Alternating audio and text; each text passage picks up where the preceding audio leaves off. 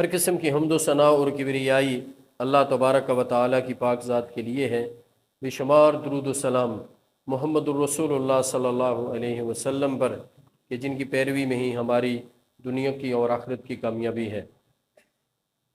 میں گزشتہ دو خطبات کا خلاصہ چند لائنوں میں آپ کے سامنے رکھتا ہوں تاکہ نئے آنے والے بھائیوں اور بہنوں کو یہ پتہ چلے کہ ہم کس موضوع پر گفتگو کر رہے ہیں، پھر اس سے آگے متصل جو چند ایک متفرق گزارشات ہیں وہ آپ کے سامنے رکھوں گا۔ گزشتہ خطبات میں نے اس بات کی اہمیت کا احساس دلانے کی کوشش کی تھی کہ ہمارا سب سے قیمتی سرمایہ ہماری اولاد ہے، ہمارا سب سے قیمتی اثاثہ ہماری اولاد ہے۔ مال سے زیادہ، دیگر اسباب سے زیادہ اہمیت والی شے میری اور آپ کی اولاد۔ اب اس اولاد کی درست تعلیم و تربیت، اس حوالے سے ہمیں کیا کردار ادا کرنا چاہیے، ہمیں کیا اقدامات کرنے چاہیے، ان کا تذکرہ ہوا۔ ساری باتوں کا تذکرہ نہیں ہو سکا، بہرحال ایک خاص بات میں نے آپ کے سامنے رکھی کہ ہم نے اپنے بچوں کے سامنے اپنے آپ کو ایک رول ماڈل بنانا ہے، ایک نمونے کے طور پر پیش کرنا ہے، تبھی ہماری اولادیں درست راستے پر چل پائیں گی۔ دوسری گزارش میں نے یہ کی تھی کہ جب ہم بچپن میں تھے یا جوانی میں تھے تو اس وقت ہمارے لیے جو دین سے دوری کا اسباب بننے والے فتنے تھے وہ بہت کم تھے، اور آج فتنوں کی بھرمار ہے، جن میں دو بڑے فتنے، ایک اس وقت ایک معاشی فتنہ جو ایک ناسور کی شکل اختیار کر گیا ہے اور معیشت کے حوالے سے اور دار روٹی کے حوالے سے ہر ایک آدمی پریشان ہے۔ تو ان حالات میں جب ہم اپنے بچوں کی طرف دیکھتے ہیں کہ ان کا کیا بنے گا تو رونگٹے کھڑے ہو جاتے ہیں۔ اور دوسرا بڑا فتنہ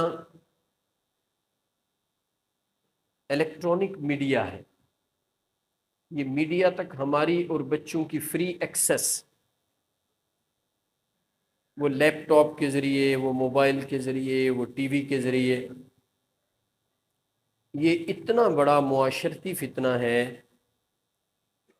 کہ آپ میری بات یاد رکھیے گا، میں نے پہلے بھی کہی تھی، میں اپنے گھر میں بھی یہ بات کہتا ہوں کہ آج سے 15 سال بعد جب ہمارے بچے جو 10 سال کے ہیں، 15 سال کے ہیں، یہ جب 30 اور 35 سال کی عمر کو پہنچیں گے تو ہم میں سے جو زندہ ہوگا وہ یہ دیکھے گا کہ ہمارے ہاں طلاق یا خلا کی ریشو یورپ کے برابر ہوگی۔ اس کی وجہ کیا ہے؟ اس کی وجہ یہ ہے کہ جب ہماری بیٹی ہمارے گھر سے دوسرے گھر میں جاتی ہے تو ہمارے ہاں مشرقی روایات کے مطابق اس نے اس گھر میں کام کاج کرنا ہوتا ہے، سب کی خدمت کرنی ہوتی ہے، سب کو خوش کرنا ہوتا ہے، اس کی زندگی بڑی مشکل ہوتی ہے۔ اس نے خامند کو بھی خوش کرنا ہے، اس نے ساس کو بھی خوش کرنا ہے، اس نے سسر کا بھی خیال رکھنا ہے، اس نے جو اس کی نندیں ہیں ان کے ساتھ بھی اچھا برتاؤ کر کے ڈپلومیٹیکلی چلنا ہے۔ اور پھر اس کے بعد اس کے لیے ایک اور چیلنج ہوتا ہے کہ اس کے باقی رشتہ دار بھی، اب یہ سب کے ساتھ اس ایک نے چلنا ہوتا ہے، سارے کام کاج، ساری مصروفیات، پھر اللہ اولاد دیتے ہیں، اولاد کی مصروفیات۔ تو یہ ہماری بیٹیوں کے لیے اگلے گھروں میں ایک بڑا چیلنج ہے۔ یاد رکھیے، چاہے وہ آپ کے سگے بھائی کا گھر ہو یا آپ کی سگی بہن کا گھر ہو، یہ چیلنجز موجود ہیں۔ کوئی کسی کا خیال نہیں رکھتا الا ماشاء اللہ الا ما رحم ربی۔ 1,00,000 1,00,00,000 میں سے شاید کچھ 10 لوگ ہوں گے جو کسی کی بیٹی کو، چاہے وہ اپنی بانجی اور بھتیجی ہی کیوں نہ ہو، اس کو وہ اس طرح ٹریٹ کریں جس طرح اس کے ماں باپ اس کو اپنے گھر میں ٹریٹ کیا کرتے تھے۔ ایسے نہیں ہوتا، ایسے نہیں ہوتا۔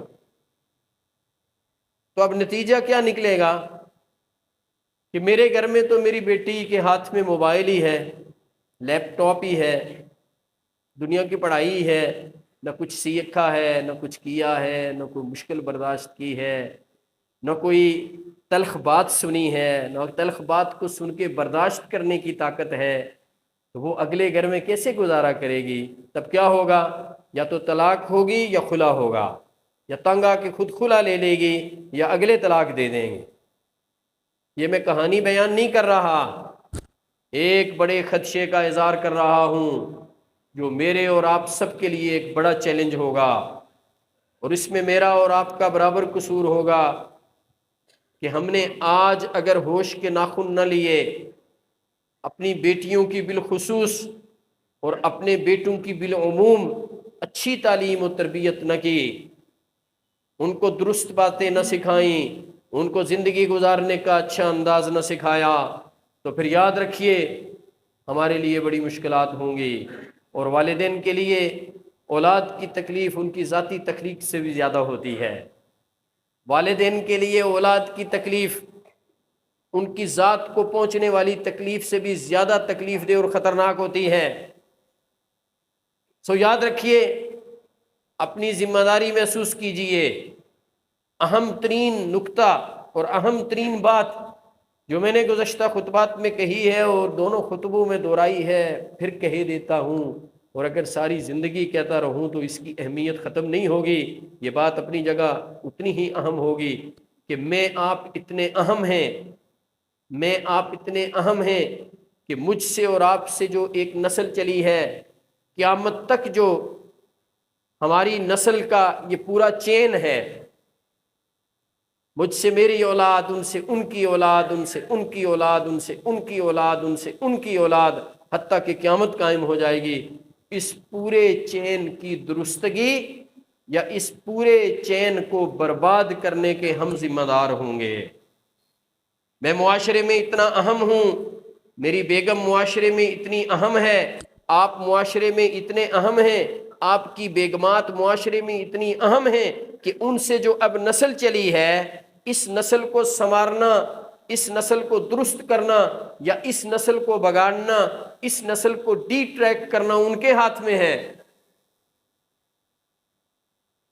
میں اور آپ جو رول ادا کریں گے، میں آپ جو اپنی ذمہ داری محسوس کریں گے، اگر ہم ذمہ دار مسلمان کی حیثیت سے اپنی ذمہ داری محسوس کرتے ہوئے، اپنے گھر کے ماحول کو اچھا کرتے ہوئے، اپنی بیٹیوں کی بالخصوص اور اپنے بیٹوں کی بالعموم اچھی تعلیم و تربیت کریں گے، تو ہم ایک نسل کو درست کرنے میں کامیاب، ایک نسل سنور جائے گی۔ بھائی کوئی ایک تو اگلی نسل سے ہوگا نا، چلے سارے نہیں ہوں گے، میرے بیٹے میرے بیٹیوں کی اولاد سے کوئی ایک تو دین پر ہوگا نا انشاءاللہ۔ اگر 5-7 ان کی اولاد ہوگی، بیٹے بیٹیاں ہوں گی، تو ان سے کوئی ایک تو سیدھے راستے پر ہوگا، اس ایک سے آگے نسل چلے گی، اس کی نسل سے کوئی ایک تو ہوگا نا انشاءاللہ۔ حسن ظن رکھنا چاہیے۔ میں اور آپ اپنا رول ادا کریں گے، بات بنے گی کے نام پر۔ تعلیم کے نام پر کیسی مصروفیت ہے کہ سر کھجانے کی اور سر اٹھانے کی اور ادھر ادھر دیکھنے کی فرصت نہیں ہے۔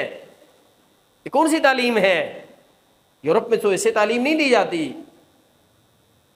یورپ میں بچوں کا اتنا بڑا بستہ نہیں ہوتا کہ جس کو بچے نہ اٹھا سکیں اور ماں باپ اٹھا کے اسکول تک لے جائیں، ایسے نہیں ہے۔ یہ ہم غلام ہیں، تو ہمیں ایسا نظام اور ایسا سسٹم دیا گیا ہے، چاہے وہ معاشرتی ہو، چاہے وہ معاشی ہو، چاہے وہ عدل و انصاف کے حوالے سے ہو، ایسا سسٹم ہمیں دیا گیا ہے کہ ہم اس سسٹم میں برباد ہوتے جا رہے ہیں، تباہی کے دانے پر کھڑے ہیں اور مزید تباہی کی طرف آگے جا رہے ہیں۔ کوئی ایسی خاص امید اور روشنی کی کرن نظر نہیں آتی کہ یہ سسٹم درست ہوگا۔ یہ ہمارا معاشی سیاسی پورا سسٹم یہ بالکل خلاف شریعت، خلاف اسلام، خلاف عقل. کیا انصاف کا یہی سسٹم ہونا چاہیے جو ہمارے ہاں ہے؟ کیا معیشت کی مضبوطی کے لیے وہی کام کیے جانے چاہیے جو ہمارے ہاں کیے جاتے ہیں؟ کیا معاشرتی زندگی ایسے ہی ہونی چاہیے جیسے ہمارے ہاں ہے؟ جو ہماری سوشل نارمز، سوشل ٹریڈیشنز، معاشرتی روایات ہیں جو اب چل رہی ہیں، کیا یہی ایک مسلمان معاشرے کی روایات ہیں؟ تعلیم کے نام پر ان کو تو مصروف کر دیا گیا ہے. ان کے ہاتھ میں لیپ ٹاپ ہے، ان کے ہاتھ میں موبائل ہے. اب میں آپ لاکھ جتن کریں، لاکھ کوشش کریں، کیسے جج کریں گے بیٹا کیا دیکھ رہا ہے، بیٹی کیا دیکھ رہی ہے؟ وہ آگے سے جواب دیں گے ہم تو اپنی اسائنمنٹ دیکھ رہے ہیں. بھائی آپ نے اسکول میں داخل کروایا ہوا ہے، ہم تو اسائنمنٹ دیکھ رہے ہیں. میرے بھائیوں میرے پاس اس کا کوئی حل اور کوئی علاج نہیں ہے. صرف ایک حل اور علاج آپ کو بتاتا ہوں. اگر آپ کے پاس ہے تو مجھے بتا دیجئے گا، میں سب کو بتا دوں گا. وہ علاج اور حل یہ ہے کہ خاموشی سے اپنے سر کو رب کے حضور جھکا کے سب سے پہلے اپنے لیے اللہ سے توبہ کریں، یا اللہ میرے گناہ معاف کر دے. میری بیگم توبہ کرے، یا اللہ میرے گناہ معاف کر دے. اپنی کمزوریوں کو دیکھیں، کہاں کہاں ہمارے اندر کمزوری ہے. یہ ہمارے اندر کی کمزوری کی نحوست کی وجہ سے ہماری اولاد برباد ہو جائے گی، یاد رکھنا. آج کی ماں کی کیا صورتحال ہے؟ گھر میں اس نے کون سا ماحول بنایا ہوا ہے؟ ماں موبائل پہ کیا دیکھ رہی ہے؟ باپ موبائل پہ کیا دیکھ رہا ہے؟ آنکھوں سے کیا دیکھ رہے ہیں؟ کون سا شرم و حیا کا سبق دے رہے ہیں؟ یہ سوالیہ نشان ہیں، یہ سارے کوسچنز ہیں. ان کا آنسر اور جواب تلاش کیجئے. بچے ٹھیک ہو جائیں، بچے ٹھیک ہو جائیں، بچے خاک ٹھیک ہوں گے. سکول کے ماحول پر آپ کا کنٹرول نہیں، یونیورسٹی کے ماحول پر آپ کا کنٹرول نہیں، گلی محلے کے ماحول پر آپ کا کنٹرول نہیں، بازار کے ماحول پر آپ کا کنٹرول نہیں. ایک ہی تو جگہ ہے جس جگہ آپ کچھ ماحول بنا سکتے ہیں، وہ آپ کا اپنا گھر ہے. آپ نے گھر میں کیا ماحول بنایا ہوا ہے؟ آپ اپنے بچوں کے لیے رول ماڈل ہیں. میں اپنے بچوں کے لیے رول ماڈل ہوں.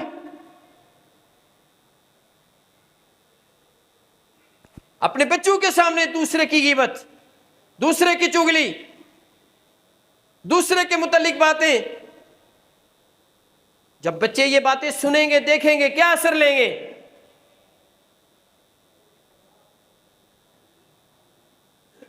اللہ کے لیے عورتوں اور مرد حضرات بھی اس بات سے حیا کیجئے کہ یہ ہماری نسل برباد ہو جائے گی. جس طرح ہمیں چغلی کی عادت ہے اسی طرح ان کو پڑ جائے گی. جس طرح ہمیں غیبت کی عادت ہے اس طرح ان کو پڑ جائے گی. جس طرح ہمیں زبان درازی کی عادت ہے یہ عادت ان کو پڑ جائے گی. اور یاد رکھیے عادتیں تو آگے منتقل ہوتی ہیں. ہمارے ہاں وہ ایک بات کہی جاتی ہے نا کہ بیٹی ماں پر اور بچہ باپ پر. کہا جاتا ہے نا ماں باپ کا بچوں پر اثر ہوتا ہے. یہ ہو نہیں سکتا ماں باپ زبان دراز ہوں بیٹی زبان دراز نہ ہو. یہ ہو نہیں سکتا ماں باپ چگل خور ہوں بیٹی چگل خور نہ ہو. یہ ہو نہیں سکتا ماں باپ غیبت کرنے والے ہوں بیٹی غیبت کرنے والی نہ ہو. یہ ہو نہیں سکتا ماں باپ خوش اخلاق نہ ہوں اور بیٹی اچھے بد اخلاق ہو جائے. نہیں، ماں باپ خوش اخلاق ہوں گے بیٹی بھی خوش اخلاق ہوگی، ماں باپ بد اخلاق ہوں گے بیٹی بھی بد اخلاق ہوگی، بیٹے بھی بد اخلاق ہوں. اس لیے کہ وہ سب کچھ گھر سے سیکھیں گے، وہ سب کچھ گھر سے سیکھیں گے. اس لیے میری ماؤں بہنوں ناراض نہ ہونا، میں بڑی سخت باتیں کر رہا ہوں.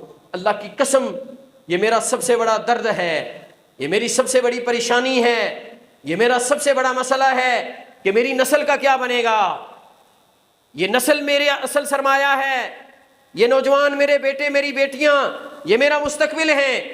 یہ کل کے محمد بن قاسم بنیں گے یا امیتابھ بچن بنیں گے.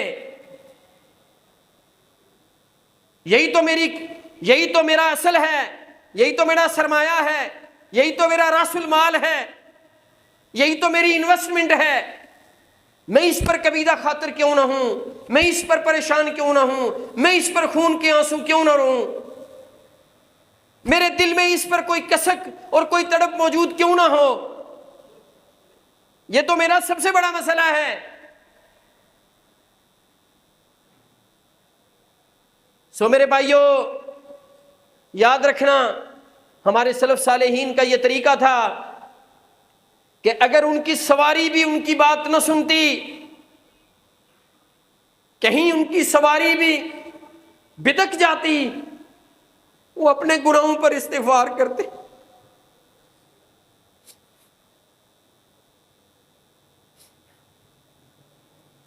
وہ اپنے گناہوں پر استغفار کرتے کہ یہ جو سواری میری بدک گئی ہے، جانور میری بات نہیں سن رہا، یہ میرے گناہوں کی وجہ سے ہے.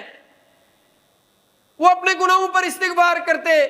بچوں کو ضرور سمجھائیے، بچوں کی سرزنش بھی کیجیے، بچوں پر دباؤ بھی ڈالیے، بچوں کو ہر لحاظ سے درست کرنے کی کوشش کیجیے، لیکن کائنات کے رب کی قسم سب سے پہلا کام یہ ہے کہ خود استغفار کیجیے، اپنے آپ کو درست کیجیے، اپنے آپ کو رول ماڈل بنا کے بچوں کے سامنے پیش کیجیے. گھروں میں ماں باپ نماز نہیں پڑھیں گے، بچے کیسے نمازی ہوں گے؟ ماں پردے کا خیال نہیں رکھے گی، بیٹی کیسے پردہ کرے گی؟ ماں کی آنکھ میں حیا نہیں ہوگی تو بیٹی کی آنکھ میں حیا کہاں سے آئے گی؟ ماں موبائل پر غلط دیکھے گی تو بیٹی موبائل پر درست دیکھے گی. ماں تصویریں بنائے گی تو بیٹی تصویریں نہیں بنائے گی. میری باتیں بڑی سخت ہیں، آپ سارے ناراض ہو جائیں، کائنات کے رب کی قسم میں یہ باتیں پھر بھی کروں گا. مجھے اس بات کی کوئی پرواہ نہیں ہے، اس لیے کہ یہ میری ذمہ داری ہے. میری ذمہ داری ہے آپ کے کان کھول دوں چاہے آپ ناراض ہو جائیں. اور یہ کوئی ایسا مسئلہ نہیں ہے کہ فروئی مسئلہ ہے کہ اس میں ڈھیلا ڈالا ہو جاؤں. میری عادت ہے فروعات میں کسی کو کچھ نہیں کہتا. اچھا بھائی، جو آپ کو یہاں سے فتویٰ ملا ہے ٹھیک ہے، یہ فروئی مسئلہ نہیں ہے، یہ اصل مسائل ہیں جن کی طرف توجہ دینی ہے.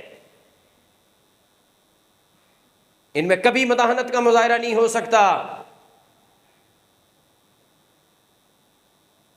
سو میں عرض کر رہا تھا کہ اپنے آپ کو بطور نمونہ اپنے بچوں کے سامنے پیش کیجئے. اللہ کے لیے اس بات سے حیا کیجئے کہ آپ کی غیر سنجیدگی کی وجہ سے، غیر سنجیدگی کی وجہ سے آپ کی اولاد برباد ہو جائے گی. آپ تو خود برباد ہوں گے، ان کو بھی لے ڈوبیں گے اور اگلی ساری نسل کا جواب دیں گے.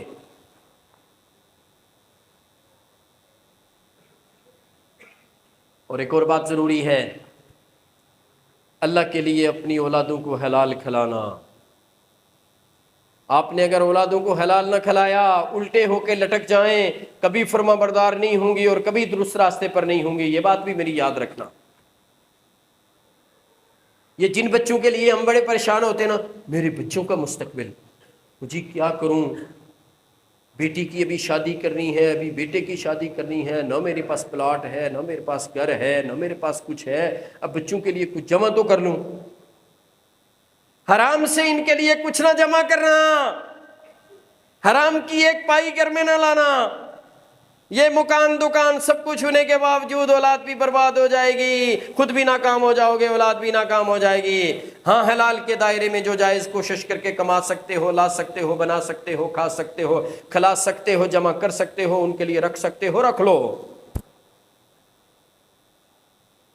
حلال کے دائرے میں. پھر اللہ کے نام پر بھی دے کے، یعنی کہ سارا حلال کما کے اولاد کے لیے جمع کر لیا، اللہ کے لیے کچھ دیا ہی نہیں. پہلے اللہ کا حصہ نکالنا. یاد رکھنا، سب سے پہلے میرے اللہ کا حق ہے، سب سے پہلے میرے اللہ کا حق ہے، سب سے پہلے دینے والے کا حق ہے، اور وہ دینے والا اللہ ہے. یہ تیرا مال نہیں ہے، تیرے مال کے مالک اللہ کا ہے. یہ دو باتیں یاد رکھی. اور تیسری بات، بڑی اہم بات، کہ اپنے بچوں کو سمجھائیے، پہلے خود سمجھ لیجئے کہ یہ قسم اٹھا لیجئے اپنے طور پہ یہ اب وعدہ کر لیجئے کہ آپ اپنے موبائل کا غلط استعمال نہیں کریں گے، آپ اپنے موبائل سے کوئی ایسی چیز کبھی نہیں دیکھیں گے، تنہائی میں بھی، میں تنہائی کی بات کر رہا ہوں، سب کے سامنے تو دیکھیں گے ہی نہیں، تو کوئی بھی نہیں دیکھے گا، آپ تنہائی میں موبائل سے کوئی ایسی چیز نہیں دیکھیں گے جو خلاف شریعت ہو، جس میں فحش تصویریں ہوں، جس میں ڈرامے ہوں، جس میں فلمیں ہوں۔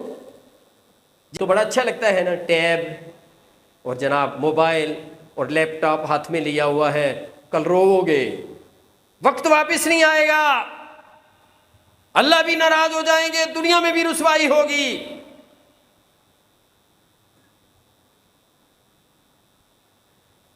اور یہ بات بھی عرض کرتا چلوں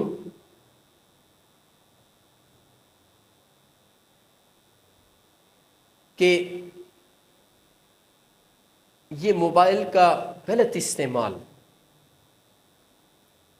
یہ شرم و حیا کو معاشرے سے کھرچ دے گا، ویسے شرم و حیا تو معاشرے سے کھرچ ہی دی ہے اس نے، ابھی تو یہ میں اس نے زن رکھے دے گا کہہ رہا ہوں، اس نے شرم و حیا معاشرے سے کھرچ دی ہے۔ مسلمانوں کا معاشرہ، اس کی اصل پہچان شرم و حیا ہے۔ مسلمان بیٹا، مسلمان بیٹی، مسلمان جوان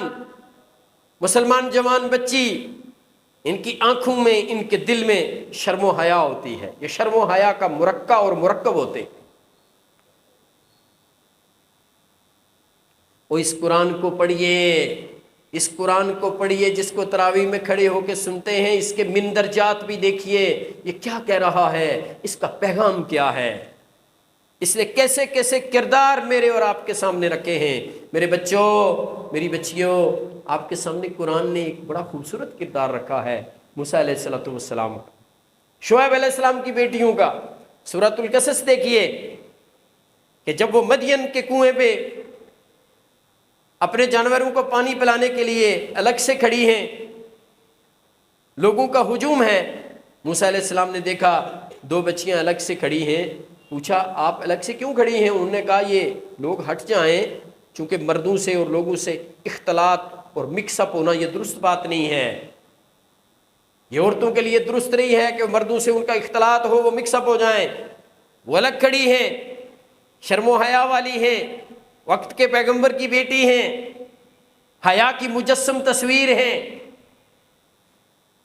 تو موسیٰ علیہ السلام نے جو ایک لمبا سفر کر کے آئے ہیں، تھکے ہوئے بھی ہیں اور بھوک بھی لگی ہے، لیکن آپ ان کی طاقت کا اندازہ لگائیے، کڑیل جوان، طاقتور، عین جوانی میں، لیکن کیا اللہ نے حیا اور شرم دی ہے، کیا اللہ پاک نے جوانی میں حضرت موسیٰ علیہ السلام کو اپنی ذات پر اور اپنے نفس پر کنٹرول دیا ہے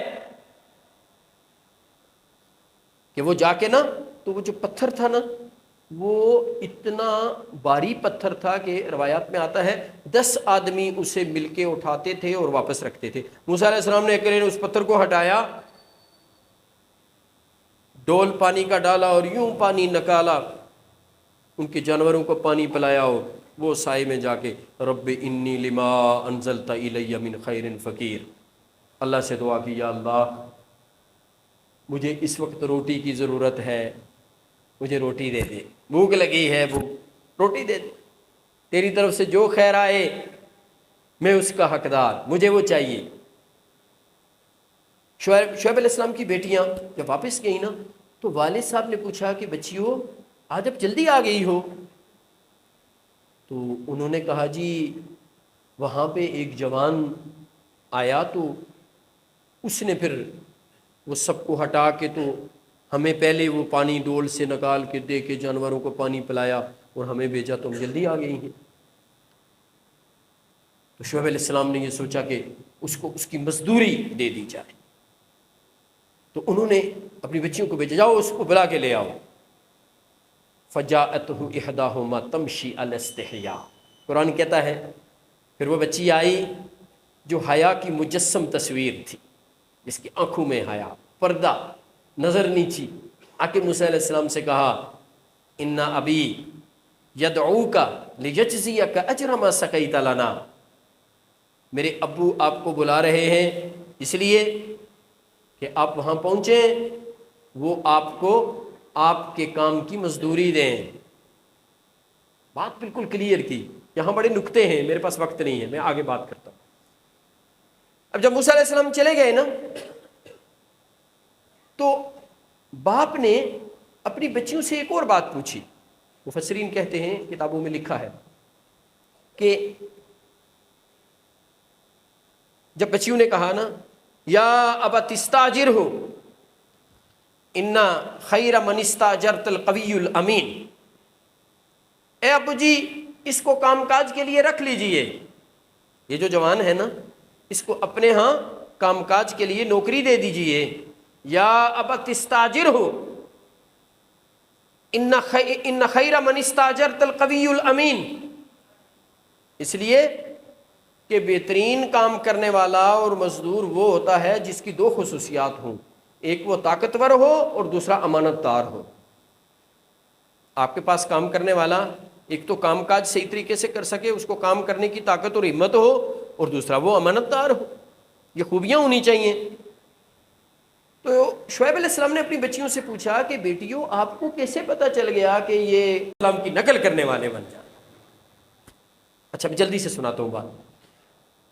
बच्चियों से पूछा कि मेरी बेटियों बताओ कि ये कैसे ताकतवर है और अमीन है, आपने कैसे जज कर लिया?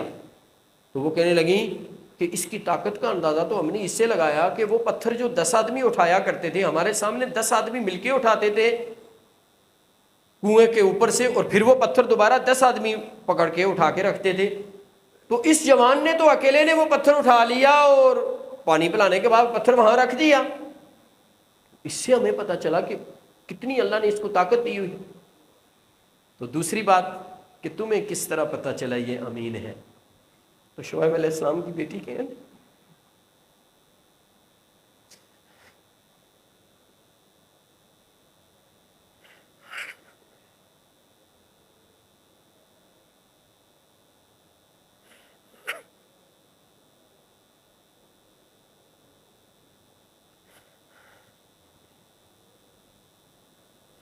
तो शुएब अलैहिस्सलाम की बेटी कहने लगी, जब हम चलने लगे तो मैं आगे हो गई। चूंकि मूसा अलैहिस्सलाम को तो रास्ते का पता नहीं था ना, तो आपको पता है जिसको रास्ते का पता होता है वो आगे होता है किधर जाना है, और जो साथ चलने वाला होता है वो पीछे होता है। तो वो बच्ची कहती है कि मैं जब आगे हो गई ना तो हवा चल रही थी, तो वो मेरे जिस्म से पर्दा और कपड़ा हटने लगा, जैसे हवा में बुरका आगे पीछे होता है ना। तो वो शुएब अलैहिस्सलाम अपना मूसा अलैहिस्सलाम को वो फौरन बदन कहीं से नजर आ गया थोड़ा सा, यानी उस बच्ची के बदन पर नजर पड़ी। तो मूसा अलैहिस्सलाम ने उसे कहा कि तुम इस तरह करो, पीछे हो जाओ, मैं आगे चलता हूं, तुम पीछे चलो, इसलिए कि हवा के चलने से तेरा कपड़ा हटता है, कहीं मेरी नजर तेरे जिस्म पर न पड़ जाए। क्या शर्म व हया है। मरियम, आसिया, अल्लाह, फातिमा, खदीजा, हफ्सा, आयशा, बरीरा, क्या खूबसूरत नाम है, क्या खूबसूरत नाम। अफरा, खनसा, खोला, ये हैं रोल मॉडल, मेरी बच्चियों के लिए रोल मॉडल्स। अल्लाह से दुआ है, या अल्लाह मेरी बच्चियों को, मेरे बच्चों को, मेरी बच्चियों के की माओं को, मेरी बच्चियों के बापों को, मेरे बेटों की माओं को, मेरे बेटी, मेरी इस नस्ल के बापों को अल्लाह ये जिम्मेदारी महसूस करने, इसका एहसास करने की तौफीक अता फरमाए। मेरी और आपकी ज़्यादा जिम्मेदारी है। ये नस्ल बर्बाद हुई तो मैं जिम्मेदार हूँ, आप जिम्मेदार हैं,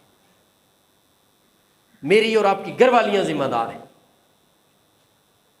अक़ूलु क़ौली हाज़ा वस्तग़फ़िरुल्लाह ली व लकुम व लिसाइरिल मुस्लिमीन। सुब्हान रब्बिका रब्बिल इज़्ज़ति अम्मा यसिफ़ून व सलामुन अलल मुरसलीन।